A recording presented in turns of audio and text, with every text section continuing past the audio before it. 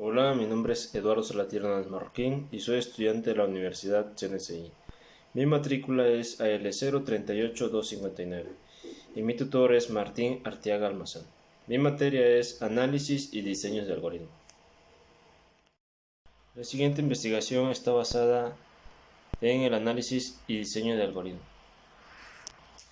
Entendemos por algoritmo como un conjunto finito de instrucciones no ambiguas y efectivas que indican cómo resolver un problema. Producen al menos una salida, reciben 0 o más entradas, y para ejecutar necesitan una cantidad finita de recursos. Una instrucción es no ambigua cuando la acción a ejecutar está perfectamente definida. El tema principal de la investigación es el análisis de los algoritmos. El análisis de algoritmo es una parte importante de la teoría de complejidad computacional más amplia, que provee estimaciones teóricas para los recursos que necesita cualquier algoritmo que resuelve un problema computacional, dado estas estimaciones resultan ser bastante útiles en la búsqueda de algoritmos eficientes. A la hora de realizar un análisis teórico de algoritmo, es común calcular su complejidad en un sentido asintónico, es decir, por un tamaño de entrada suficientemente grande. La cota superior asintónica y las notaciones omega y teta se usan con esa finalidad. Por ejemplo, la búsqueda binaria decimos que se ejecuta en una cantidad de pasos proporcional a un logaritmo. Normalmente, las estimaciones asintónicas se utilizan porque diferentes implementaciones del mismo algoritmo no tienen por qué tener la misma eficiencia. No obstante, la eficiencia de dos implementaciones razonables, cualquiera de un algoritmo dado, están relacionadas por una constante multiplicativa llamada constante oculta. La metodología es la ciencia que aplica este método. Existen muchos tipos de metodología, como la metodología de investigación, metodología de enseñanza, metodología de aprendizaje, etc., así como la metodología de solución de problemas, que aplicamos constantemente en la vida diaria. Pero en este caso hablaremos específicamente de la solución de problemas que podemos resolver mediante el uso de la computadora. La resolución de los problemas consta de 5 etapas que garantizan la llegada correcta a la solución. Identificación del problema, planteamiento de alternativas de solución, elección de una alternativa de solución, elección de una alternativa, desarrollo de la solución y evaluación de esta. La identificación del problema es una fase muy importante en la metodología, pues de ella depende el desarrollo posterior en busca de la solución. Un problema bien delimitado es en una gran ayuda para que el proceso general avance bien. Un problema mal definido provocará desvíos conceptuales, que serán difíciles de remediar posteriormente. En esta etapa es fundamental el análisis de la información inicial, o sea, entrada, con el fin de distinguir los datos pertinentes de los que no lo son, de manera que se puedan elegir la configuración más conveniente respecto a la solución de posibles. También deben de definirse los datos de salida que garanticen la continuidad del proceso para que sean más fáciles de eliminar las expectativas negativas. Planteamiento de alternativas de solución. Después de la definición del problema y del análisis de los datos de entrada, el proceso continúa con el análisis de la alternativa de solución. Por lo general, la solución de un problema puede alcanzarse por distintas vías. Es útil tratar de plantear la mayor cantidad de alternativas posibles de solución, pues de esta forma las probabilidades aumentan a favor de encontrar la vía correcta. ¿Qué es un diagrama de flujo? El diagrama de flujo, o también diagrama de actividades, es una manera de representar gráficamente un algoritmo o un proceso de alguna naturaleza, a través de una serie de pasos estructurados y vinculados que permiten su revisión como un todo.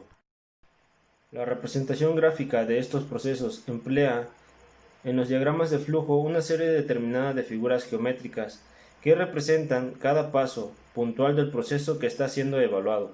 Estas formas definidas de antemano se conectan entre sí a través de flechas y líneas que marcan la dirección del flujo y establecen el recorrido del proceso, como si de un mapa se tratara. Hay 4 tipos de diagramas de flujo en base al modo de su representación. horizontal, vertical, panorámica y arquitectónico.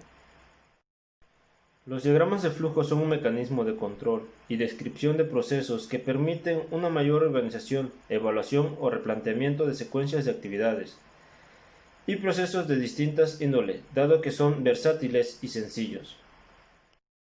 El pseudocódigo o falso lenguaje es comúnmente utilizado por los programadores para omitir secciones de código o para dar una explicación del paradigma que tomó el mismo programador para hacer sus códigos.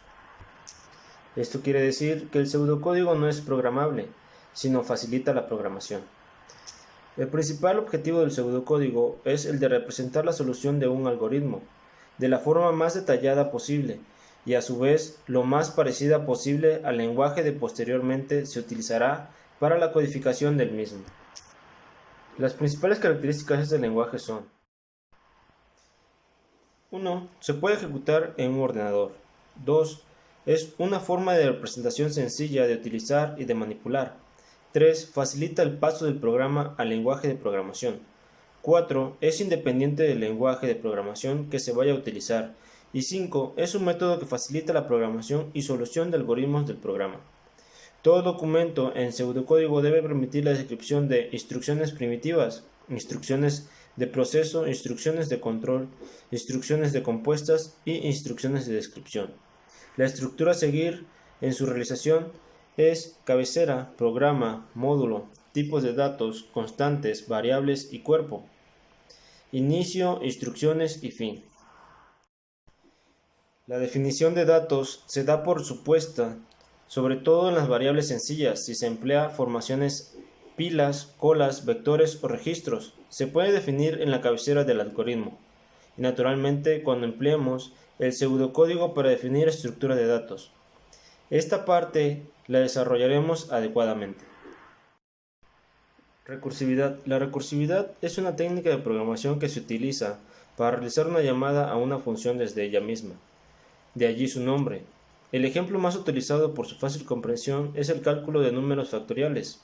El factorial de 0 es por definición 1.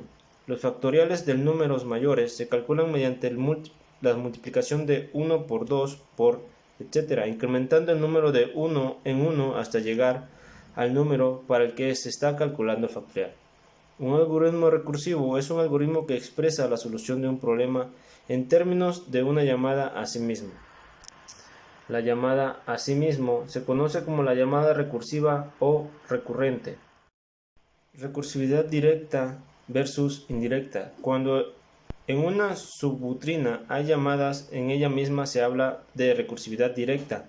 En contraposición, cuando se tiene varias subrutinas y éstas se llaman unas a otras formando ciclos, que se dice que la recursión es indirecta. Es mucho más difícil desarrollar una solución recursiva en un lenguaje determinado para resolver un problema específico, cuando no se tiene un algoritmo. No es solo el programa sino las definiciones originales y los algoritmos los que deben desarrollarse. En general, cuando encaramos la tarea de escribir un programa para resolver un problema, no hay razón para buscar una solución recursiva. La mayoría de los problemas pueden resolverse de una manera directa usando métodos no recursivos. Sin embargo, otros pueden resolverse de una manera más lógica y elegante mediante la recursión. En conclusión, el análisis de algoritmos es una parte importante de la teoría de complejidad computacional más amplia, que provee estimaciones teóricas para los recursos que necesita cualquier algoritmo que resuelva un problema computacional dado. Estas estimaciones resultan ser bastante útiles en la búsqueda de algoritmos eficientes. A la hora de realizar un análisis teórico de algoritmo, es conveniente calcular su complejidad en su sentido asintótico, es decir, por un tamaño de entrada suficientemente grande. Como ya se mencionó anteriormente, la complejidad de tiempo es más que nada el cálculo del tiempo que tarda en ejecutarse el algoritmo. De igual manera, la complejidad de espacio es la memoria que ocupa dicho algoritmo. Y por último, la eficiencia nos ayuda a saber cuáles son las medidas adecuadas a tomar para el uso de estos tipos de algoritmos de acuerdo al problema a resolver. Muchas gracias.